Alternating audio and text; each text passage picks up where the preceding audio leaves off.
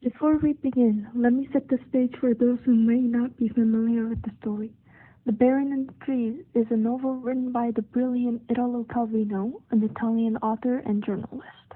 The story unfolds in the small town of Abruzza and follows the life of Cosimo P. Vasco di Rondo, a young baron who, in a fit of rebellion, decides to live his entire life in the trees. Welcome to Between the Pages. I'm your host, Ava, and today we're diving into Italo Calvino's wonderful story of the Baron in the Trees. A rebellious 18th century aristocrat resolves to spend his entire life in the woods. Italo Calvino, the amazing author himself, will be joining us. Hello, I really enjoyed the experience of reading your delightful book, The Baron in the Trees. Thank you for having me. I was wondering, how did your life impact how you approach the book and its intriguing plot? Well, first of all, my experience of living in a small town in Italy especially influenced the setting and the childhood experience of Cosimo and his brother had in nature. My early family life in a comfortable yet strict family also influenced how I portrayed Cosimo's family.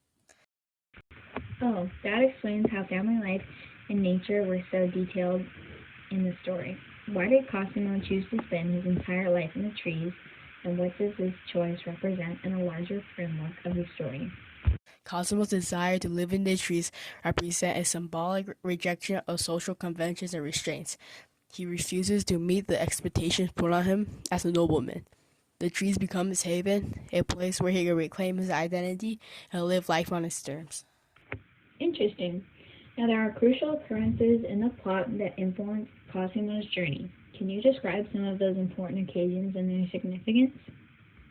Certainly, one pivotal moment is Cosimo's pledge to never touch the ground again, following a furious confrontation with his father. This decision determines the path for the rest of his life. Another pivotal milestone is his meeting with Viola, a vivacious girl who shares his enthusiasm for living the treetop life. The relationship provides complexity to the story, diving into issues like love and shared beliefs.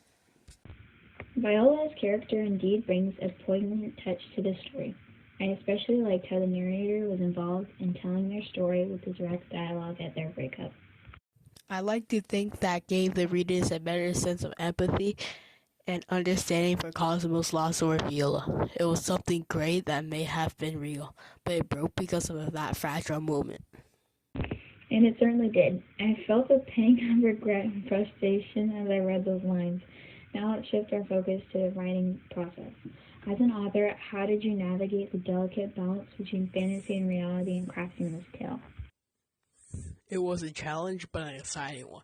I aimed to create a world that is both fantastical and rooted in the human experience. The trees, while fantasy, serve as a metaphor for the human desire for autonomy and the pursuit of individual freedom. The trees also show something very much grounded in the reality for many modern people. Also, and that allows them to have a solid imagery of the more complex underlying themes of the story. I wanted the readers to question societal norms and reflect on the choices they make on their own lives. Indeed, I would not think that the theme would be so smoothly blended into the story without the plot capturing it so perfectly, yet with subtlety. One other thing I found that gave this story an approachable yet touching theme was that the book was narrated by Cosimo's brother Biagio. Ah, yes. The narrative provides the perspective of events, and the readers end up seeing the story through their own eyes. No doubt, Biagio's voice of reminiscing back to the past but retaining the memories, both the feelings towards his rebellious yet brilliant brother. But then later, slight frustration at Cosimo's separation from the society provides the readers with a wonderful, intimate look at Cosimo's life. Who could have a more complicated relation to Cosimo than his little brother who got left on Earth and to carry on the family duties, yet loved and admired him so deeply? A thought-provoking exploration, no doubt. Before we wrap up, can you offer any insights into the overarching message or intention you hope readers to take away from The Baron in the Trees? Ultimately, I want the readers to contemplate the significance of personal choices and pursuing a life one to oneself. The Bear and the Trees invites a reflection on the tension between societal expectations and individual aspirations, encouraging readers to find their own path amidst the branches of life. That truly is a helpful and meaningful message for today's readers, with the external pressure they are surrounded by, both on and offline. Do you have any other plans for the book anytime soon? Why, yes, I am working with a few ninth graders to make a movie on the book.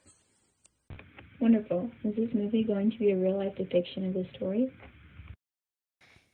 Yes, in fact, there's a trailer out of the movie out now. Really? I'm surprised I haven't heard of this yet. Yup, the trailer is out now, featuring key scenes from the movie, our cast, and so much more. Feel free to check it out. Amazing. I'll make sure to. But anyways, thank you so much for joining us today on this episode of Between the Pages. Enjoy having you. No problem. Thank you.